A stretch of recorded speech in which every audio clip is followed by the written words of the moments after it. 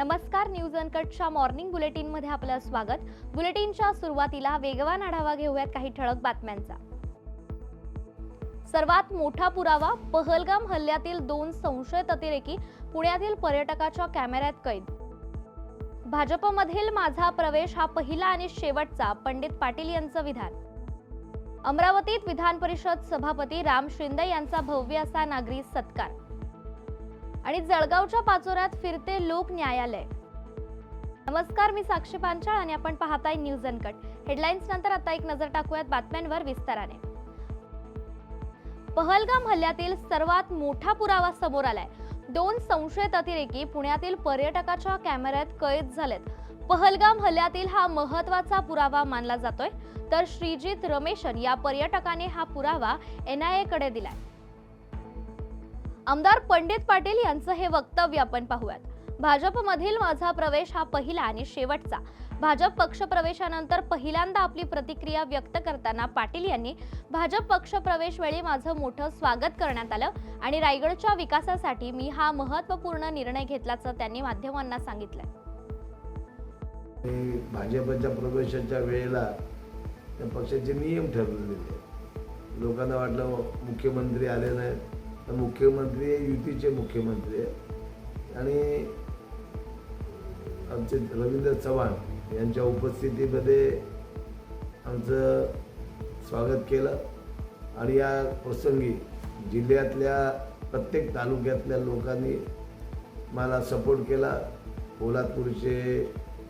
पोलादपूरचे नंतर शिवधनचे यादव, गायकवाड पोलादपूरचे, राजा सानप असे दिग्गज मंडळी माझ्याबरोबर होती। जिल्हा परिषदचे चेंड्याचे संजय पाटील, त्यांची पत्नी प्रियदर्शनी पाटील, चित्रा पाटील, पप्पू शेठ, त्याच्यानंतर भावना पाटील, माझी सुनबाई सरपंच आणि मुलगा, असे विविध लोक माझ्याबरोबर आली आणि खऱ्या अर्थाने अमरावतीत विधान परिषद सभापती राम शिंदे यांचा धनगर समाज आणि दिलीप एडतकर यांच्या वतीने भव्य असा नागरी सत्कार करण्यात आला। धनगर समाजाच्या व्यक्तीला विधान परिषदेचे सभापती केल्याबद्दल धनगर समाजाने भाजपचे आभार मानलेत। यावेळी महसूल मंत्री चंद्रशेखर बावनकुळे, खासदार अनिल बोंडे तर खासदार बळवंत वानखेडे देखील उपस्थित होते, तर शिंदे यांनी धनगर समाज आणि भाजपचे आभार मानलेत। जळगावच्या पाचोरा पोलीस स्टेशन आवारात तालुका विधी सेवा समिती आणि वकिलांच्या संयुक्त विद्यमाने फिरते लोक अदालतीचं आयोजन करण्यात आलंय। तर आणि या उपक्रमातून पाचोऱ्यातील 27 केसेसचा निपटारा झाला असून 1,20,600 रुपयांची वसुली देखील झाली आहे। यावेळी जनजागृती कायदेविषयक शिबिराचं आयोजन सुद्धा करण्यात आलं होतं। आपण बुलेटिन मध्ये एक छोटीशी विश्रांती घेऊयात। पाहत रहा न्यूज अनकट। मला माहिती आहे थोडा वेळ लागतोय, पण इतक्या दिवसांच्या लपंडावानंतर मी आता वचन देते की मी तुमची साथ कधीच सोडणार नाही। सोशलवर तर सबशेल, तुमच्या फोनवर मी कायम तुमच्या सोबत असेल। आता मी तुम्हाला कधीच एकटं नाही सोडणार, प्रॉमिस। काय करता इथे? अहो, स्वरंग मराठी नवे कार्यक्रम घेऊन परत येतेय। काय म्हणतोस रे का? हो, मग आता आम्हीच नाही का लग्नाआधी कोट शिफ्ट करतोय। अगदी तसंच स्वरंग मराठी टीव्हीवर यायच्या आधी आपलं मनोरंजन YouTube आणि सोशल मीडियावर करणार आहे। बरोबर, चालू दे तुम्ही। ओ, अहो चाललात कुठे? आधी लाईक शेअर सबस्क्राईब तरी करा। स्वरंग मराठी घेऊन येत आहे नवीन कार्यक्रमांची लयलूट। आता पहा कधीही, कुठेही आणि कितीही, तेही तुमच्या मोबाईलवर। अरे मग बघताय काय? त्यांनी केले नसेल त्यांनी लगेच स्वरंग मराठी YouTube चॅनलला सबस्क्राईब करा, जेणेकरून पुढचे अपडेट्स तुम्हाला मिळत राहतील।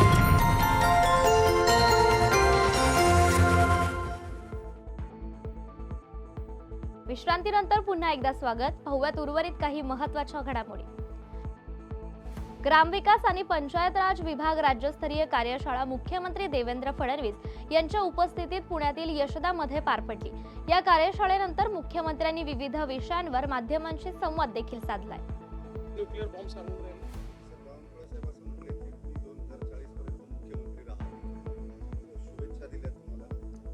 बावनकुळे साहेबांच्या जर बस चालला तर 100 वर्ष मला ठेवतील, पण त्यांच्या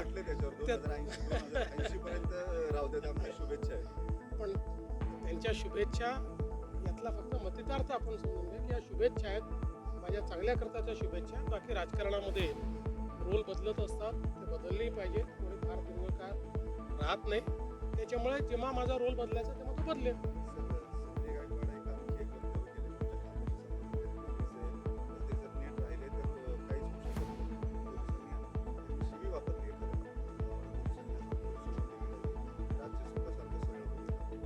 मला असं वाटतं की पोलिसांच्या बद्दल असं बोलणं योग्य नाही आहे आणि मी स्वतः शिंदे साहेबांना सांगणार आहे की त्यांना कडक समज द्या. ते असं चालणार नाही, हे योग्य नाही आणि वारंवार जर ते असं बोलत असतील तर बीडच्या पाटोदा पोलिसांनी कत्तलीसाठी अवैधरित्या नेला जात असलेल्या जनावरांच्या टेम्पोवर एक मोठी कारवाई करत तब्बल 11 जनावरांची सुटका केली आहे. सर्व जनावरं गोवंशी असून त्यांना सद्यस्थितीत पाटोदा पोलीस ठाण्याच्या आवारात सुरक्षितपणे ठेवण्यात आलंय. पोलिसांनी या प्रकरणी गुन्हा नोंदवून पुढील तपास सुरू केलाय. यवतमाळमध्ये 49 लोकांनी जन्म नोंद प्रमाणपत्रासाठी बोगस कागदपत्र दाखल केल्याचा आरोप किरीट सोमय्या यांनी केला होता. तर या 49 प्रकरणांपैकी 7 व्यक्तींचे दस्तऐवज बनावट आढळून आल्याने त्यांच्या विरोधात गुन्हा दाखल करण्यात आलाय. मात्र सदर व्यक्ती हे भारतीयच नसल्याचं चौकशीत समोर आलंय. डॉक्टर किरीट सोमय्या माजी खासदार हे आपल्याकडे पुसद शहरामध्ये पोलीस स्टेशनला दिनांक 17/5/2025 रोजी आलेले होते. त्यांनी तक्रार दिली होती की तहसील ऑफिसमधून जन्म मृत्यू नोंदणी प्रमाणपत्र हे अवैधरित्या काही मुस्लिम लोकांना काही लोकांना वाटप करण्यात आलेले आहे. त्या अनुषंगाने आम्ही चौकशी करण्याकरता माननीय SDM साहेबाकडे पाठवण्यात आलेली होती. त्यावरून आपल्याकडे त्याची चौकशी केल्यानंतर आपल्याकडे 7 लोकांविरुद्ध गुन्हे दाखल करण्यात आलेले आहे. त्याचा अपराध नंबर 224/25 कलम 318, 336(2), 337, 340(2) BNS प्रमाणे गुन्हा दाखल करण्यात आला आणि आपण बुलेटिन मध्ये एक छोटीशी विश्रांती घेऊयात. पाहत रहा न्यूज अनकर. महाराष्ट्राला फार पूर्वीपासून अत्यंत गुणी खेळाडूंचा एक समृद्ध वारसा लाभलेला आहे आणि हा वारसा पुढे जपत प्रत्येक नवी पिढी आपल्या देशाला नव्या दमाचे नवे खेळाडू अजूनही देते आहे आणि यापुढेही देत राहील.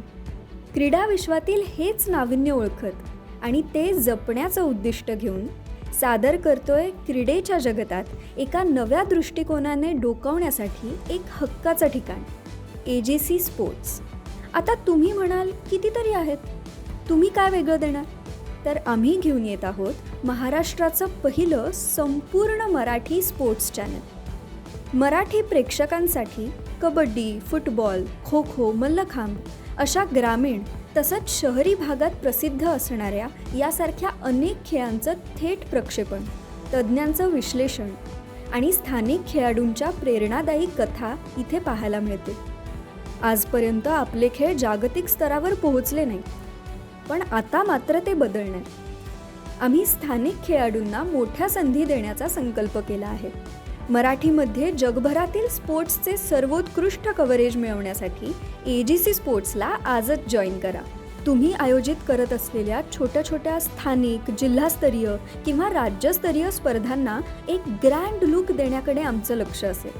रोज पहाटे उठून आपल्या खेळाची प्रॅक्टिस करणारे, ऑलिम्पिकसारख्या स्पर्धांमध्ये पदकं मिळवण्याची स्वप्न पाहणारे आणि त्यासाठी भरपूर कष्ट घेणारे असे विविध भागांमधले गुणी खेळाडू हे असतील आमचे हिरो.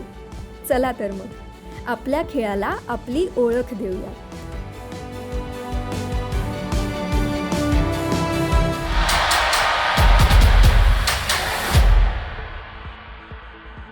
विश्रांतीनंतर महत्त्वाच्या बातम्या पाहूयात.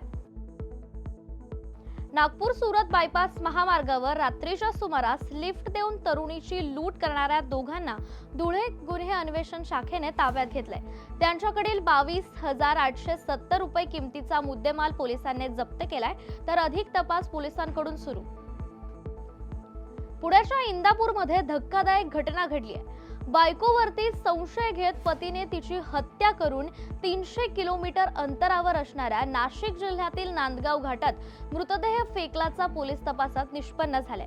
बायको हरवल्याची तक्रार आरोपीने इंदापूर पोलिसात दिली होती. मात्र तब्बल 3 महिन्यानंतर पोलिसांनी या मृताचं कोड सोडवलंय. ज्योतिराम करे असं या आरोपीचं नाव, तर पोलिसांनी तब्बल 150 फूट खोल दरीतून मृतदेह काढत आरोपीवर गुन्हा दाखल केलाय. त्याच्यानंतर ज्योतिराम करेकडेच आमचा शंका वाढली की पतीनेच त्याचं मर्डर केलं असावं. परंतु जोपर्यंत ती बॉडी मिळत नाही तोपर्यंत आम्ही फायनल कन्क्लुजनला जाऊ शकत नव्हतो. मग ज्यावेळेस ज्योतिराम करे म्हणजे जो खबर देणार आहे, जो मैताचा पती आहे तोच, म्हणजे त्यांनी आमची दिशाभूल केली होती. पुरावा नष्ट करून दृष्टिकोनातून की त्यांनी मर्डर केलं असताना सुद्धा आम्हाला चुकीचं सांगितलं होतं. खबरेमध्ये कधी निघून गेली ते पण चुकीचं सांगितलं होतं.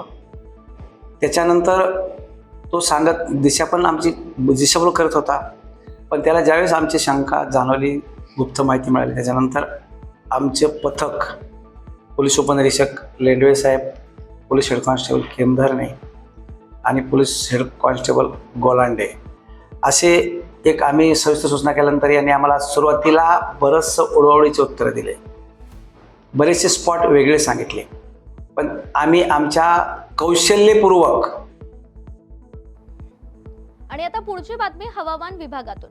गोंदिया जिल्ह्यातील वातावरणात अचानक बदल, तर काही ठिकाणी अवकाळी पावसाने हजेरी लावली आहे. पावसामुळे जिल्ह्यातील फळभाज्यांना फटका बसण्याची शक्यता आहे आणि पावसामुळे नागरिकांना उकाड्यापासून थोडाफार दिलासा मिळालाय. गोंदियाचं तापमान हे 42 अंशांवर गेलंय आणि अवकाळी पावसामुळे त्यात थोडासा फरक पडलाय. यासह आपण मॉर्निंग बुलेटिन मध्ये इथेच थांबूयात. ताज्या बातम्यांसाठी पाहत रहा न्यूज अनकट.